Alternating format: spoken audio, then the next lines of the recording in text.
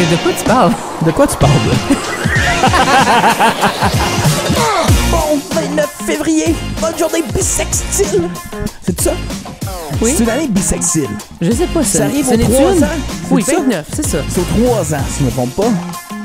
T'es au 4? Je pense que c'est aux 3. Ça se peut. Bi veut dire 2, mais c'est pas à chaque 2 ans. Ça, Moi, je j'ai de la sais. misère à me souvenir s'il y a 30 ou 31 jours en général dans Je un te mois. dirais 29 Sauf pour le mois de laisse février. faire pour le mois de février. Je C'est là dirais que je m'en que allais. tous les mois ont 28 jours. Quoi? Tous les mois ont 28 jours. Oui, minimum. OK, j'étais comme, attends une minute, là, me semble que le 31 mars, il existe. tu Oui, sais. c'est. Mais tu comptes sur tes jointures, toi, pour faire le nombre? Ah, j'ai jamais compris ça. T'as jamais compris? Non. Bon, on va faire une leçon vite. Mais moi, des affaires de même, là, ça me... Jointure 31, pas jointure Jointure. 30. Janvier, février, mars, avril, mai, juin, Ouais. juillet. Fini sur l'index. Je vois où? Je retourne sur ma jointure de mon auriculaire. Août, septembre, octobre, novembre et puis le décembre. Es-tu capable de nommer tes 4 doigts? Tant qu'on parle de phalange. Les 4 doigts? Ouais, les noms des doigts. Ben, tu peux nommer ton pouce. là. L'index? Oui. Le majeur? Oui. L'annulaire? Oui, je peux dire l'annulaire. L'annulaire aussi. Les photos de fin d'année. Puis après ça, le petit doigt. L'auriculaire. Oui. Puis ça, je me souviens juste parce que c'est pour Petite fouille mettre dans l'oreille. dans Moi, l'oreille. j'aime penser qu'on va juste l'appeler le petit doigt. OK. Je trouve ça plus beau. Puis tes noms d'orteils, tu sais-tu? Non! T'as le Gros gros. orteil, l'orteil weird, l'orteil que les femmes y portent, ben pas juste les femmes, n'importe qui veut une genre de toe Ah, ring ça, de c'est cul soft. dégueulasse. Après ça, l'autre orteil bizarre, puis après ça, la petite orteil que tu te pètes partout. Parfait. C'est ça les noms On des a orteils. tout nommé. On s'est rendu jusque-là. Tout ça pour dire bienvenue à De quoi tu parles de. Mon nom est Nicolas Monette. Et moi, Marc-Antoine Joly. On finit cette semaine de 4 invités avec un invité un batteur, on l'a dit hier, Oui. qui fait tourner avec des gros noms du country, vraiment des gros noms. On parle de gros spectacles, on parle du Lasso aussi, qui est un des plus gros spectacles de country au Québec. Ouais, festival incroyable. On va parler de Johan, on Oui. va parler de Phil J. Smith, on peut parler de plein de personnes avec qui il travaille. C'est un gars incroyable, c'est un roux que je vois souvent sur Facebook. Oui. J'ai hâte d'y parler.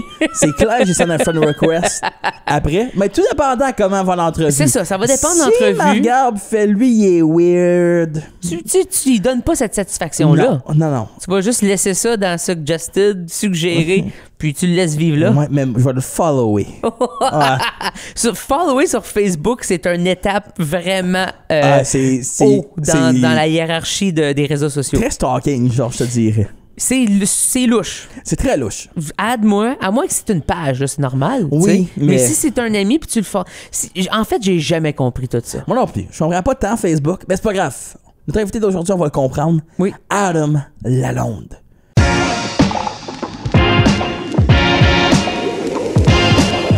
De quoi tu parles? De quoi tu parles, là? Un invité rouquin aujourd'hui d'un autre petit village de Fournier. C'est où Fournier? C'est la banlieue de Saint-Bernardin. Pour te dire à quel point il s'est perdu. Et Saint-Isidore, genre. Mais c'est une personne qui est loin d'être perdue. Il fait de la musique country avec certains des plus grands. Une édition toute spéciale. De quoi tu parles de Adam Lalonde? Ça va bien? Yeah! Salut boys, ça va? Oui, toi? On peut contextualiser Yeah. ta ligne familiale aussi. Oui. Parce que ça, je le savais pas avant, il y a 2 minutes, Je te l'ai appris. quand on m'a dit c'est qui ton papa.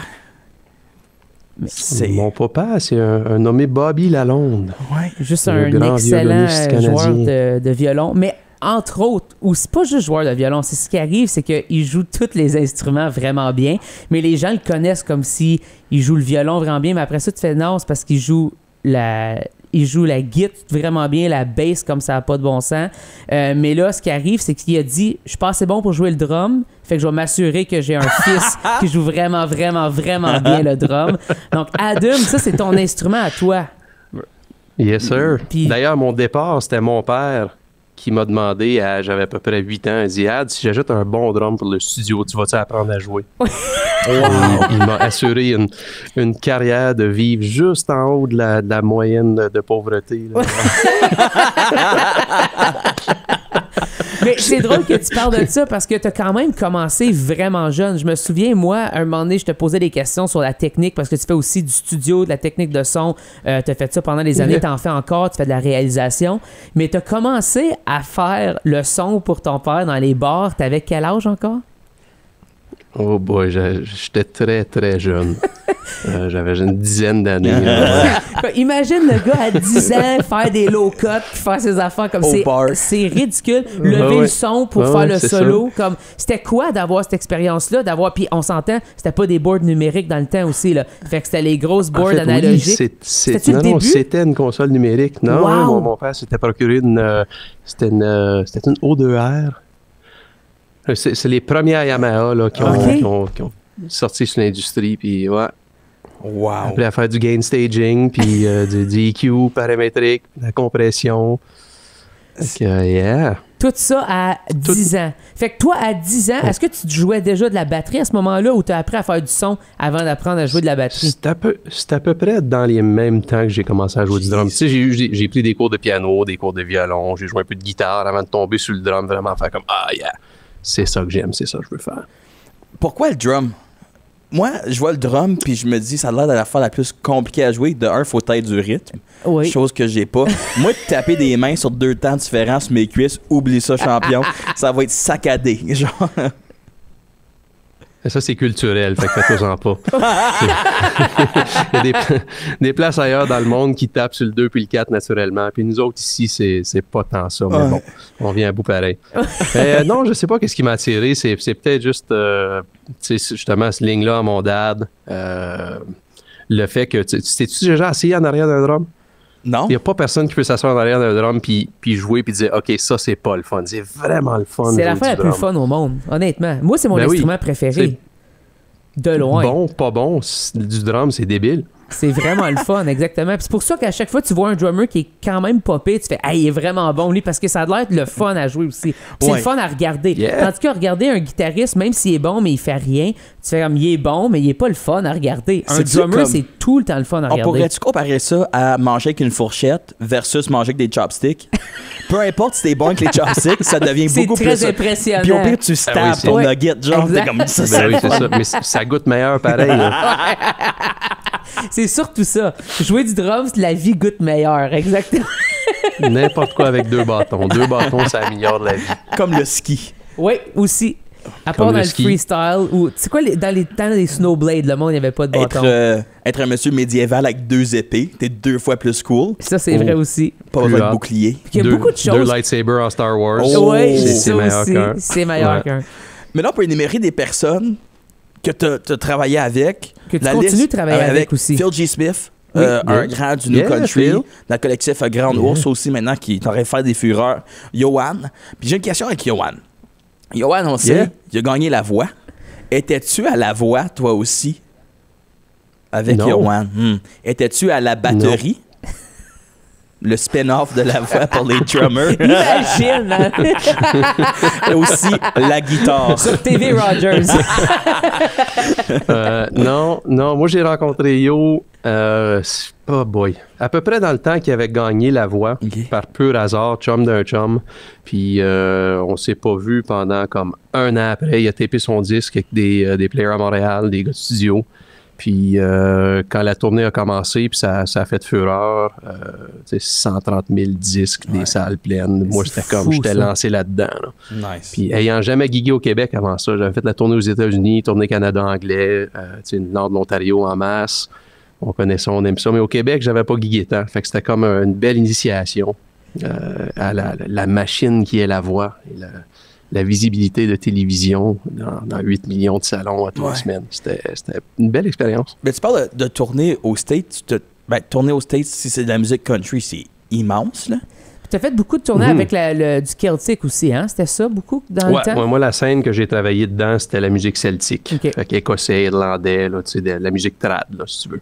Tu t'es promené pas mal partout aux États-Unis. Tu as même joué, je sais que, parce que là, on a un lien avec qu'on peut faire avec les rats un peu avec ça. Puis eux autres, ils jouent à Disney. Mais toi, tu as joué, c'était à Downtown Disney aussi que tu avais joué? Ou c'était dans ce style-là, hein? Ouais. Puis de pouvoir... Il y avait un genre de pub où il y avait de la musique live 7 jours, semaine. On avait subé le groupe qui est là sur des contrats de 6 mois avec Disney, genre. Oh, tabarouette. Pendant, c'était 4 soirs et 4 sets de 45 minutes.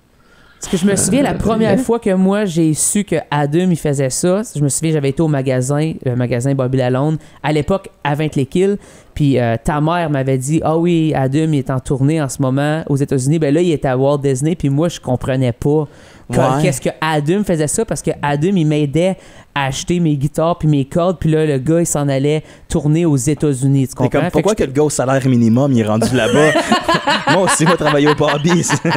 Non, mais c'était plus de faire comme « Hey, c'est accessible, c'est possible. » Moi, c'était la première personne proche pour moi que je voyais qui faisait de la tournée et qui en vivait. Fait que pour moi, Adam, ça a été vraiment une super grande influence, autant au niveau du studio, quand j'ai commencé à être dans un studio, c'était avec Adam, puis il m'apprenait plein d'affaires, puis il était super pédagogue dans ton approche, puis il était super généreux avec ton temps, autant que tu l'étais avec les clients, tu l'es encore toujours. Mais est-ce que tu penses que ça vient du fait que peut-être tu l'as vécu un peu avec ton père aussi, puis là, tu essaies de retransmettre ça? C'est important pour toi? Ah, c'est une belle liaison, ça, Marc. Tu sais, honnêtement, je ne sais pas. Je pense que ça vient d'une place de passion. Là. Ouais. Je suis un nerd interne. J'aime des specs sur des micros, des affaires de même. Fait que, c'est toujours des trucs qui sont venus très naturellement. Mais, ouais, tu sais, honnêtement, je ne le sais pas. C'est ma ligne préférée, excuse l'anglicisme, mais I'm full of useless information. Moi, c'est de même que je vois ma vie. Là, c'est correct, on est toute deux ici l'information que... Tu sais, je suis pas utile comme un dentiste ou un médecin ou même un boucher. Ça, c'est des trucs vraiment utiles. Là. On a tous besoin d'un bon boucher dans la vie. Moi, je peux parler de gain staging d'un compresseur. C'est ça. Puis là, tu as dit, exactement, tu as fait beaucoup de tournées aux États-Unis, beaucoup de tournées au Canada anglais. Puis là, de tomber dans le monde francophone, tu as un peu tombé dans ce monde-là avec Johan, puis après ça te fait découvrir beaucoup d'artistes francophones dans le country. Puis là, on dirait que t'es rendu, selon moi, t'es le batteur country à demander si quelqu'un a besoin de demander un batteur point final aussi, là, mais de pouvoir avoir ce sentiment-là, parce que je sais que le country, ça a une partie importante dans ta vie, puis de pouvoir maintenant en vivre, c'est quoi de pouvoir installer toute un peu cette histoire-là que t'as à l'intérieur de toi, derrière la batterie avec les gens que t'aimes? Man, hey, sont tellement beaux tes questions, Marc, faut que je te le dise. Mais c'est sûr, j'ai grandi avec dans le milieu country. Mon père, on a parlé de son le fait qu'il jouait de la musique, mais c'était aussi un chanteur country. Oui. Il a écrit des tunes, il a écrit des numéros 1. Tout dans le monde country. Moi, j'ai vécu ça.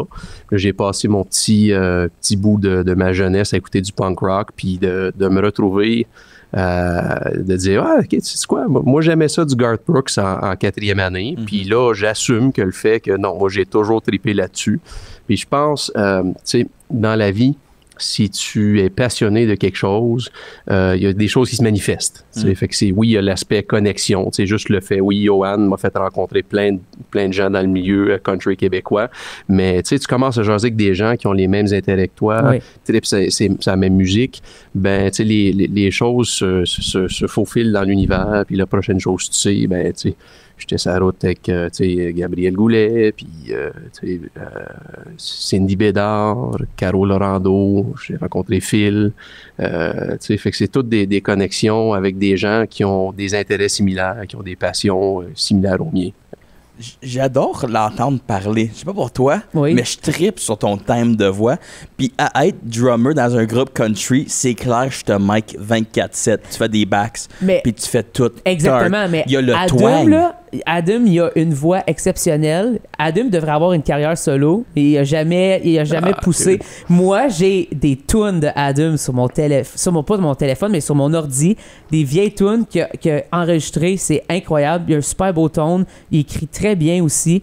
Mais c'est ça, Adam, il chante tellement bien que quand il chante au drum, le monde regarde, tu sais, c'est qui chante. Tu comprends? Il fait des très bonnes backs. Puis depuis Forever aussi, là. Tu sais, c'est comme ça a toujours été. Je me souviens, on avait fait un spectacle avec Céleste, puis tu faisais des backs, on avait des harmonies à 3 voix. Encore, c'est des choses que tu fais. D'avoir justement ces atouts-là, tu es capable de jouer de la batterie, mais tu chantes aussi bien que tu joues la batterie. C'est sûr que c'est un atout qui est quand même important dans un show, surtout dans le country, parce qu'on s'entend, les voix, c'est ce qui est mis en avant. Ouais, mais tu sais, honnêtement, je me sens souvent comme on m'appelle, premièrement, pour faire des backs. Ensuite, c'est comme, ah oui, puis le bonus, c'est qu'il joue du drum. Il joue du drum. Fait que... Puis il est capable de rouler des séquences, puis il va organiser les click tracks. Puis, dans le fond, il fait tout. Tu donnes la board de non, son. mais c'est sûr, chanter, j'aime ça chanter. Le fait que les gens apprécient ça de moi, j'en suis reconnaissant. C'est sûr que tout le monde, comme tous les musiciens sur la terre, mettez-vous à chanter, pratiquer. C'est la chose à faire. C'est avec les formats qui deviennent de plus en plus petits, avec les budgets qui sont têtes. C'est important de pouvoir faire des bons backs. Moi, je me compte juste très chanceux d'avoir toujours chanté. Encore, c'est peut-être mon grandir avec mon papa puis chanter un peu partout qui a fait que, hey, practice makes perfect, comme ils disent. Hein. Marc me disait ça, tu as réalisé un peu les drums sur le dernier album des Rats. Oui, il les a enregistrés avec Sim à son studio. Moi, j'aime faire la joke que les Rats, c'est un cover band de 2 saisons. Mais là, vu qu'ils sont avec le fils d'un gars dans Garou-Loup, est-ce que tu penses que les Rats pourraient devenir un cover band de Garou-Loup? Oh, ça marcherait. Oui. Je sais pas si les boys y ont déjà pensé, mais ça serait vraiment bon. Je pense que Rochelot, en ce moment, là, ses oreilles scintillent et fait quelle bonne idée, gang. Hey, je serais dans la première rangée pour ce show-là, honnêtement. Là, c'est ça que le monde a besoin. Victoria, c'est mais il y ajoute des fois. Fait que déjà, tu comprends, il y a déjà une affaire. Victoria, pour des personnes qui sont plus vieux que nous autres, nos parents, là, c'était la chanson de brosse. C'était la chanson de party que le monde a des souvenirs loufoques. Ça brosse. Il y en a qui ont des souvenirs puis d'autres qui en ont pas. Exactement. C'est comme, apparemment, j'ai fait ça pendant l'été de 89. Mais justement, grandir avec ton père, c'est quelque chose, ça, de grandir dans une famille musicale. J'étais pour te dire, c'est comment comparer aux autres familles, mais tu connais juste ça, là. Non, tu le sais pas, tu réalises absolument pas. C'était quand même mon coach d'hockey. Puis oui. J'étais au courant que, oui, on allumait la télévision les fins de semaine, puis regarde la télé, c'est cool ça. Mais non, quand t'as 8 ans, tu le sais vraiment pas. Tu le sais pas, c'est ta vie normale pour toi, tu sais. Mais c'est fou de penser ça, parce que évidemment, elle parle de tout ça comme si c'est sa vie. Puis tout, mais là, après ça, évidemment, il y a toute eu l'histoire que vous avez fait le magasin ensemble. Puis là, il y a eu cet espace-là de communauté que vous avez créé dans l'Est ontarien, évidemment. Une grande demande, parce qu'il y a plein de musiciens. Il n'y avait pas nécessairement de magasin de musique qui était outillé pour pouvoir desservir tout ça. Vous autres êtes arrivés, vous avez fait ça. Puis après ça, vous avez créé, veux pas, une scène en offrant des cours, en offrant des bons instruments pour que les gens puissent vraiment jouer dans l'Est ontarien. Moi, je pense que c'est super important parce qu'évidemment, j'ai grandi là-dedans. Je te dirais que la majorité des musiciens qui sont de l'Est ontarien, en grande partie, se sont fait aider par juste le magasin en général. Si on passe aux Boys de Pendant-Lyon, exact. Est-ce que ça aurait existé pour autant sans avoir accès à l'équipement, à tout ça? Fait que d'avoir eu accès justement à tous ces gens-là que tu as vus puis que maintenant tu vois œuvrer dans le domaine artistique, parce qu'on va s'entendre, dans l'Est ontarien, il y a beaucoup de gens qui font de la musique puis qui ont sorti de chez nous, si on veut, de pouvoir voir tout le monde se rendre là. C'est quoi ce sentiment-là on a tous grandi ensemble puis on est tous rendus ailleurs? Ouais, mais pour reculer, je dirais pas qu'on a nécessairement créé cette scène-là, parce que je dirais qu'elle était là. Moi, je dis que oui. Mais en même temps, appuyer quelque chose qui est déjà là puis donner accès, définitivement, je suis super content d'avoir participé à ça. Mais en même temps, pour le magasin, pour moi, ça a été une belle opportunité de passer 5 à 6 jours semaine avec mon père. Puis justement, de décortiquer puis de voir c'était quoi la carrière qu'un papa qui a fait carrière en musique, qui ne parle pas à son gars parce qu'il parle dans un contexte père-fils, mais tu vois au fil des années, histoire par histoire, des petites anecdotes de « Ah, OK, j'étais sur la route avec un tel, puis là, j'ai fait une telle affaire, puis encore, j'ai 38 ans, puis je n'apprends encore sur mon père. » Fait que tu sais, d'avoir eu les années dans le magasin, tu sais, 22 ans à travailler ensemble, tu sais, je pense pas que tout le monde a ça, tu sais, de Non, pouvoir dire que vraiment moi, pas. je passe 40 heures semaine avec mon père, puis, tu sais, on aime tous nos papas, tu sais, ils sont tous cool, mais de découvrir un autre côté d'un gars, c'était hot. Découvrir ton père à ton âge, si on veut, genre de... Ouais, Qui te aussi. raconte sa jeunesse aussi, là, faire Ouais. comme, hey, à ton âge, moi, je faisais ça, puis t'es comme, ben voyons, Dad, genre, non, tu faisais pas ça, là, mais oui, Oui. clairement. Exact. Mais on parle, tu travailles beaucoup dans la scène country. Tu en parlais tantôt que tu as eu une phase punk rock parce que le country, pour longtemps, ça a toujours été pas cool. Toujours été, il y a eu comme les années 80-90 que le country, c'était comme cool. Puis là, c'est devenu vraiment pas cool. Comme à partir que Justin Timberlake s'est mis à chanter, le country was no more. Absolument raison. Il y a eu Shania Twain qui Absolument était comme raison. OK dans Puis les là, il est où débuts. Justin mais- Timberlake? On ne sait pas. Il est Non. reparti se cacher, puis devine quoi? Le country est cool. C'est toute la faute à Justin Timberlake. C'est juste Justin La faute à Timberlake. Justin. Ouais. Mais tu sais-tu Ah, ça? c'était une... Si je sens quoi, excuse? Que le country, c'est redevenu cool, si on veut. Ah oui, absolument, absolument. Tu sais, le père, justement, quand il a arrêté de faire de la route, c'était dans ces années-là. Le country, ça roulait moins. Il s'est essayé, ben, vous connaissez le groupe Swing avec Michel Bénac. Oui. Il a parti ce groupe-là. Il a fait une couple d'années de route avec ça. Puis c'était comme, OK, non, man, j'ai fini. Puis c'est là qu'est parti le magasin. Puis je pense en dedans de lui, tu peux sortir le gars du country, mais tu peux pas sortir le country du gars. Ouais. Fait que, tu sais, non, moi, je suis super content du marché, le fait que les gens apprécient cette musique-là. Je souhaite que ça continue à être un truc que les gens viennent voir, que les gens apprécient pour bien des années. Je travaille encore sur Marc-Antoine, d'ailleurs. Là, tu sais, je vais continuer à t'envoyer des solos de guitare country. Là, tu sais, je vais t'avoir un jour. Je te dirais, dans Ça les date de derniers longtemps, ça. Dans les Oui. derniers mois, je te dirais qu'il aime de plus en plus le country. Ouais, mais T'aimes beaucoup le new country. ben, il y a des trucs, c'est super bien prodé, puis j'aime T'adores ça. la prod, Oui, le exact. ton des guides aussi, Oui. puis les drums. Les drums, Yeah. les Il voix, dit ben, en souvent- fait, tout sonne bien, c'est ça qui est fou. T'es tout le temps, tout est à 100% de ce que ça peut être, tu sais. Oui. Donc, Puis c'est quand même loud du new country. Oui. Comme tu peux aller à un festival puis blow une coupe de speaker, là. oui, vraiment, oui, oui. Yeah. On connaît C'est des très histoires. punk, ça. Oui. C'est très punk, je te dirais même. Vraiment. Moi, je vais aller dans quelque chose. Ben, premièrement, moi puis Adam, on a déjà joué dans un band ensemble. Adam, il jouait de la bass dans un band de punk rock. Il a fait ça à peu près. On a fait Acouphène? comme... Non, pas Acouphène.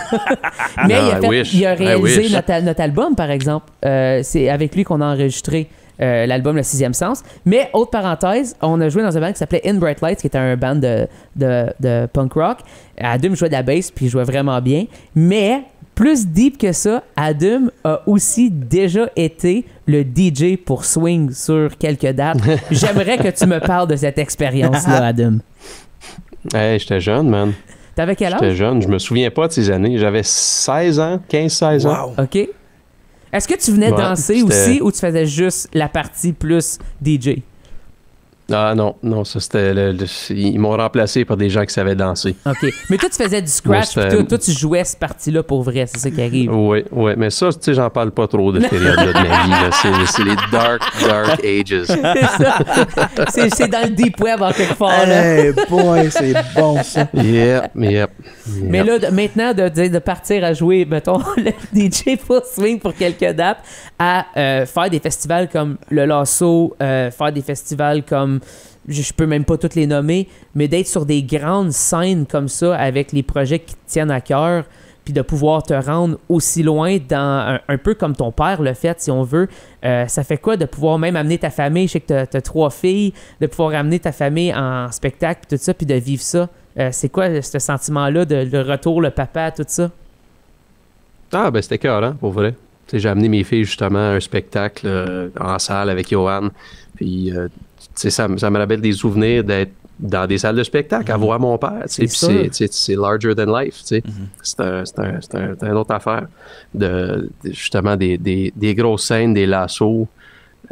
c'était une expérience qui est totally awesome. Tu sais, c'est pour ça qu'on fait ça. Tu sais, c'est sûr qu'en tant que musicien, tu sais, faut se rappeler que pour chaque lasso, pour chaque centre Bell, pour chaque centre Vidéotron, tu reviens puis tu joues à un club en avant de 15 personnes. C'est la réalité des choses. Réalité frappe, mais non, c'est ça. Mais non, écoute, je suis super reconnaissant de pouvoir vivre ça puis de montrer ça à mes enfants.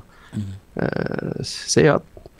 Puis une affaire qui est the best job in the world. Oui. Ouais. Il y a une affaire qui est un peu propre au country, c'est qu'il y a beaucoup de festivals, Oui, vraiment. tout extérieur. Puis les gens aiment aller au festival. C'est ça. Parce que c'est un événement. Tu sais. C'est comme un blues fest. C'est un festival extérieur, mais tu viens voir une personne, tu pars. Ouais, T'arrives pas de ta exact. roulotte puis tu restes 6 jours, tu sais. Tu fais pas un camping Non, c'est country. T'ouvres pas la tailgate, là, Non, tu sais. c'est ça. Mais Non. à faire aussi, tu fais des Country, shows. c'est un vibe. Tu fais C'est des vrai? shows sur des scènes normales, là, si on veut, dans un édifice. Oui, salle de spectacle. tu Salle de voulais dire? spectacle, c'est Oui, ça. c'est ça. Moi, je l'avais pas. Toi, as-tu une préférence entre être en festival, dehors, voir le monde qui font de la danse en ligne dans le coin, versus être où il y a du monde qui sont assis, qui tapent peut-être des mains? Y a-tu une différence pour toi dans l'expérience en tant que musicien? Ah, ben c'est deux choses. Mais tu sais, l'énergie est le fun dans les deux situations. Ouais. C'est le fun, tu sais, chanter une tune que tu as écrite qui est tu sais, peut-être un peu plus deep, un sujet que tu veux que les gens écoutent, ou ce que tu as vraiment une foule attentive, c'est hot. En même temps, avoir une foule de 10 000 personnes, tu sais, ben sous sur le party, tu sais, C'est un autre on est vibe. là, tout le monde est là pour avoir du fun, c'est un autre vibe, c'est hot.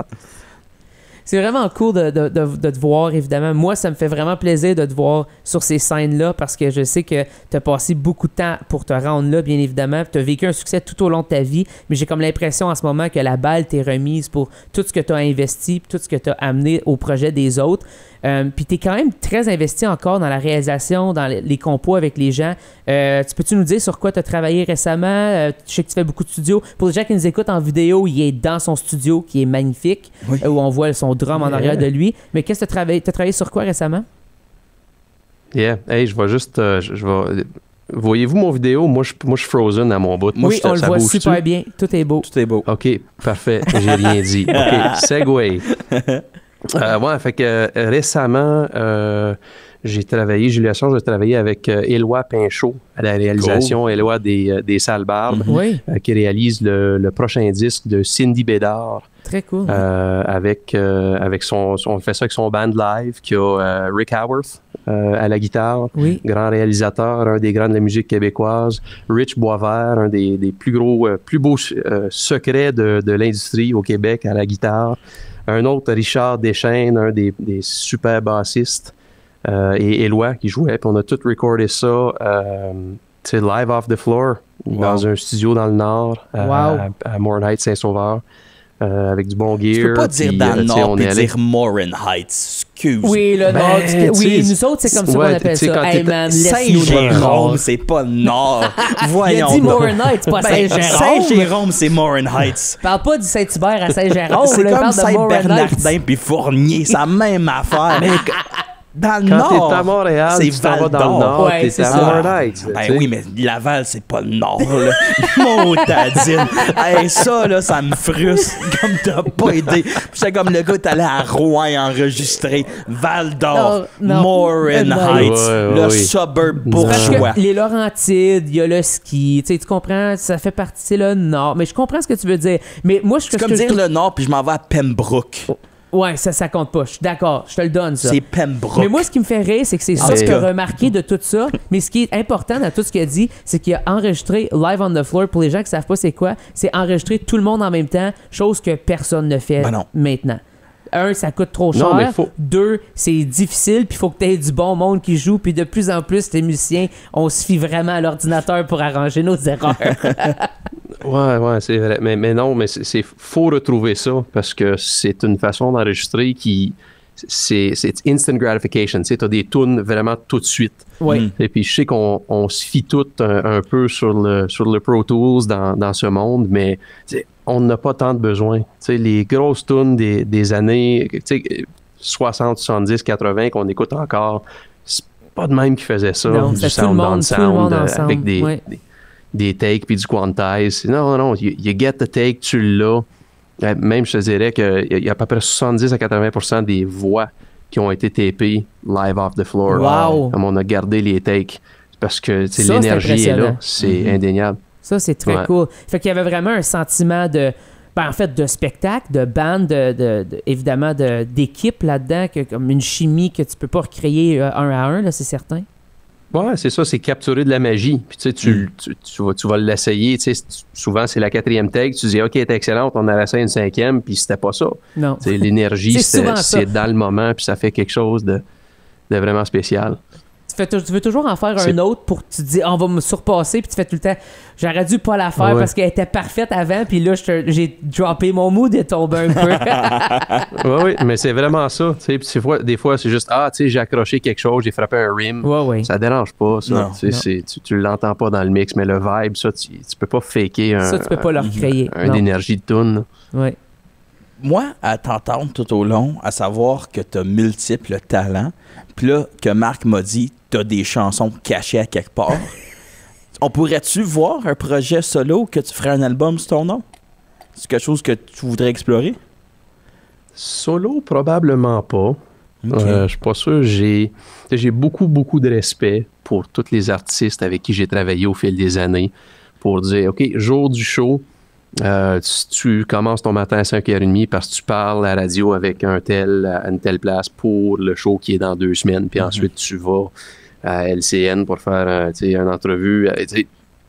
Tout ce monde-là, j'ai tellement de respect pour les artistes qui font ça, mais je sais pas, je me vois pas faire ça. En même temps, j'ai une passion pour la musique. Fait que, je l'ai sur ma to-do list, là. Okay. Peut-être prochainement. Réalistiquement, j'attends que Marc-Antoine me dise Adam, je veux partir un duo avec toi. Oh! Parce que moi, je veux que Marc chante des backs dans mon projet. Moi, dans la vie, c'est ça que je veux. C'est ça ton but ultime. C'est vraiment, c'est vraiment bas comme rêve, je t'avertis. Ben non, voyons donc, man. Hey, sans joke, très accessible, surtout. On répétait hier avec les Phil G. Smith. Puis je sais pas si tu te souviens, quand tu avais sobé avec le band, à la guitare, tu avais sobé le grand Yanni Aumont. Oui. Puis on avait répété, c'était un showcase, fait que c'était un petit show court. Je pense que c'était Contact Ontario. Oui, exact. On avait répété en après-midi. Puis sur le disque, John Anthony, le réalisateur, avait engagé Léa Jarry, la belle grande Léa Jarry, avec ses pipes de feu. Oui. Oh yeah, nice. Anyway, elle chante, vous le savez, Léa, c'est des gros pipes. Mais Marc-Antoine, il y a un genre de scat qu'elle fait dans une des tunes, puis Marc-Antoine, il avait repiqué ça. Fait que, tu sais, les boys, pendant le solo, là, puis Marc, il commence « Oh yeah! » Si on était tous tordus, c'était malade, débile. Oui, je sais pas pourquoi je me suis laissé emporter pour le faire. Je pense que c'était le fun. Cette band-là, pour les gens qui ne le savent pas, il y a pas mal le même band à chaque spectacle. C'est un gars de groupe Phil J. Smith. On va l'avoir sur le podcast, c'est certain.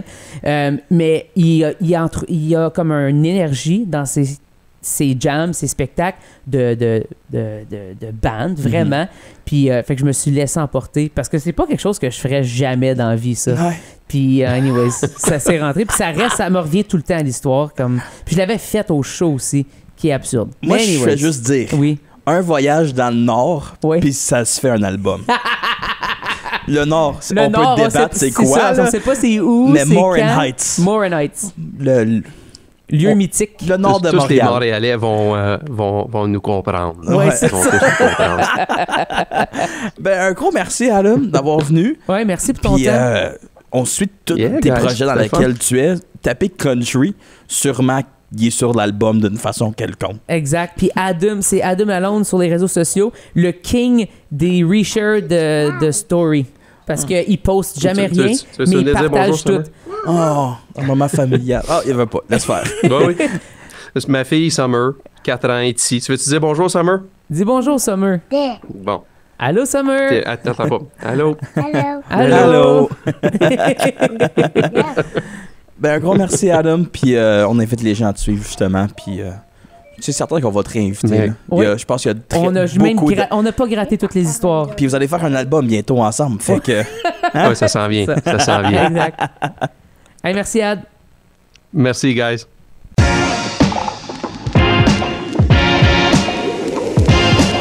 De quoi tu parles? De quoi tu parles? Je me suis fait un nouveau ami. Oui? Tu vas lui dire, tu vas l'ajouter. Je vais l'ajouter. Quel parcours, quand même. Vraiment? Puis c'est fou d'entendre ses soirs de jeunesse avec son père, Bobby Lalonde. Oui. Et comme moi, mon père était à la télé, qui avait les numéros 1. Oui, puis c'était normal pour moi de voir mon père à sa télé puis de voir que tout ça arrivait, là. C'est ça. C'est fou. C'est ridicule. Moi, j'ai pas eu ça, mon père. Non, moi non plus. C'est un numéro 1 dans mon cœur. Moi aussi. Mais il n'y avait pas nécessairement un numéro 1 où il était... En fait, mon père, il était à la télé de temps en temps, mais il aimait pas ça. Oh, ouais.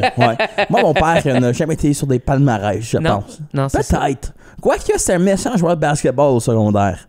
Oui. Dans la région de North Bay. T'es peut-être dans le top 5. OK. Je te dirais, t'es sur le starting fait que line-up. ça, c'est un palmarès, ça? Oui, mais quand t'es sur le starting line-up, t'es déjà dans le top 5. Je comprends. Parce qu'il y a 5 joueurs. Yes, oui. Fait que... mais je lui donne pareil. Oui, numéro 1 chauve au pays, je te dirais. Numéro 1 chauve. Je le salue, lui qui écoute fidèlement les émissions. Mais quand on pourra revenir à son père, Bobby. Oui. C'est... J'ai jamais été au Bobby. Non? Ben, je suis pas musicien, fait que j'avais pas de avec raison, t'avais pas de raison d'y aller nécessairement. aller tâter des XLR à matin. C'est maintenant rendu un Long and McQuaid à Hawkesbury. Mais Bobby appartenait évidemment à le magasin de musique, mais aussi il a été enregistré à Nashville avec des pros de là-bas. Mais on parle pas comme il a fait ça l'année passée, là. On parle des années 80 où quelqu'un du Canada ne faisait pas nécessairement ça. Puis en tout cas, on va l'avoir sur le podcast parce qu'on pourrait en parler. Il y a des histoires avec Shania Twain, plein d'affaires, là. C'est vraiment un autre niveau, un autre monde. Fait que on va garder ça pour cette fois-là, évidemment, pour quand on va lui demander s'il nous accepte. Shania. S'il dit Shania. La deuxième meilleure chose à sortir de Windsor. C'est Shania Twain, moi, que j'aime l'appeler. C'est toi la meilleure chose qui est sortie de Windsor? C'est pas Windsor, elle vient de Timmins. De Timmins, mais elle est née à Windsor, c'est pour ça que je suis désolé. Comprends. C'est quoi? C'est quoi? La première. Ah ouais, Marc. Ah, Céleste Lévy. Martin Rochelot, notre invité de la semaine prochaine. Martin Rochelot va être avec nous. Ainsi qu'on fait un beau round-up la semaine prochaine. Oui. Marcel Desmaures du groupe Cano. Oui. Yves Doyon. Yves Doyon, du groupe En Bref. Martin Rochelot, cover band de ces deux dits groupes. Et puis, on va avoir un quatrième invité, mais on le garde comme surprise pour l'instant. C'est pas juste parce qu'on attend une réponse à un courriel, mais c'est une surprise. C'est surtout parce qu'on attend une réponse. Merci d'avoir écouté cette semaine. On se dit à la semaine prochaine. Ouais, salut.